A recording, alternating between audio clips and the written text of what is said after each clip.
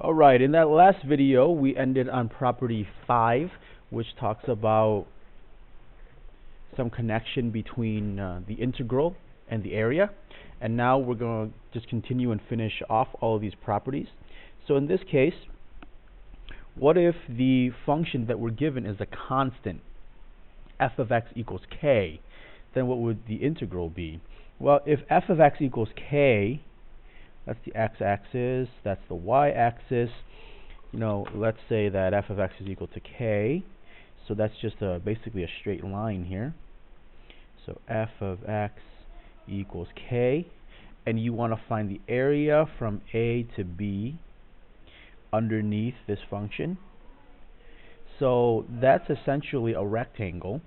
So this is b minus a, because that'll give you the base of the rectangle, times the height, which is k.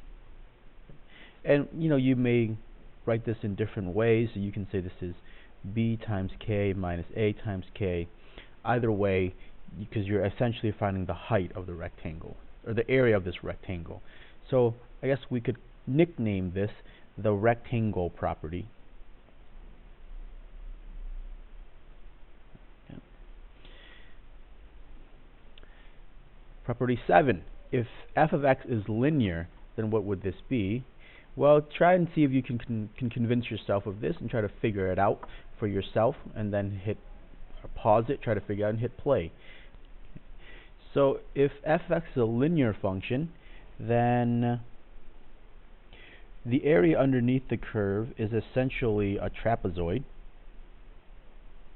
Okay, because you have here this is a trapezoid, and that area is 1/2 the height, which is b minus a, times the sum of base 1 plus base 2. Now base 1 is just f of a,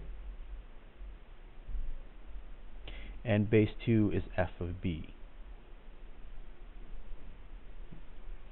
So if you try and work this out, you could write it this way, and there's some other ways you could write it as well.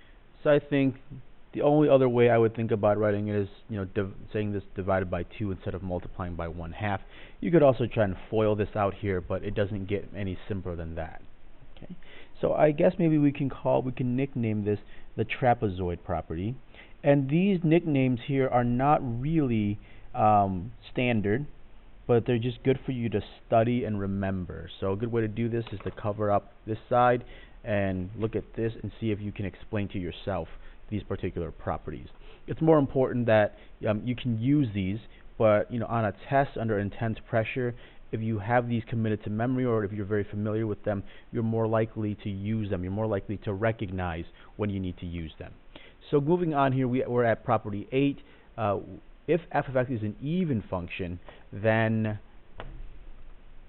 this result is equal to something. And I want to explain, remember that even means that it is symmetric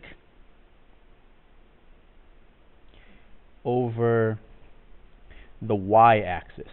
Okay? In other words, f of x is equal to f of negative x.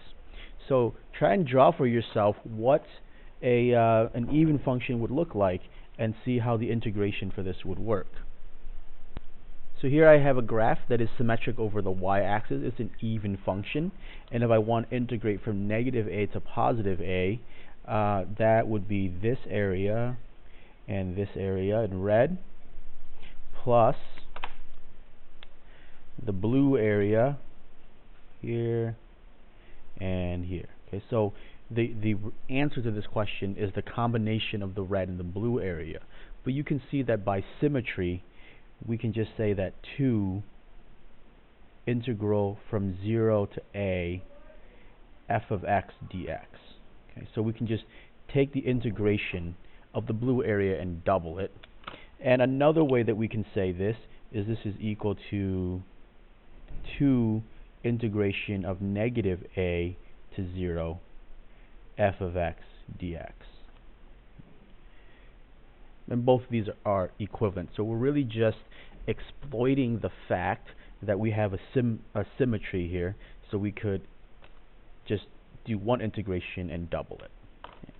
So, I mean, a good name for this, I guess, is the even property. Okay. And finally, one last one that we're going to talk about today, which is for an odd function. If f of x is an odd function, then this would be equal to something very specific. Now, let's talk about what odd function means. So odd function means that it is symmetric when you rotate 180 degrees around the origin. So another way to say it in symbols is that f of negative x is equal to negative f of x. So let's draw a graph for this, and then we can talk about what that would mean in terms of the integral. So here's a nice graph and a good example. And if I take this picture and I rotate it 180 degrees, you see that this graph and the original graph are the same thing.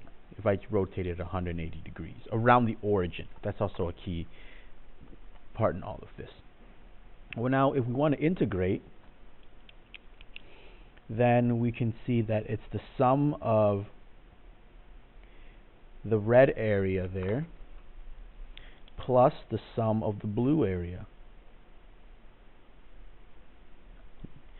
But you can see here that by virtue of its oddness, the part of the red is under the curve, and that exact same amount here is over the curve. So these two are going to cancel, and then the part of the red that's over the x-axis, not over the curve, the part of the red that's over the x-axis and the part of the blue that's under the x-axis, they're exactly the same amount. We know that they're exactly the same amount because of the fact that it's odd. If you rotated 180 degrees about the origin, you have the exact same picture as you did before. So we conclude that this integral must be equal to 0. And we can write this some other, convoluted way. So we can say this is the equivalent of negative a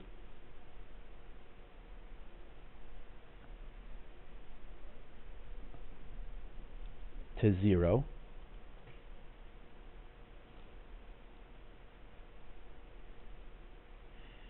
plus a to 0 to a rather of f of x dx.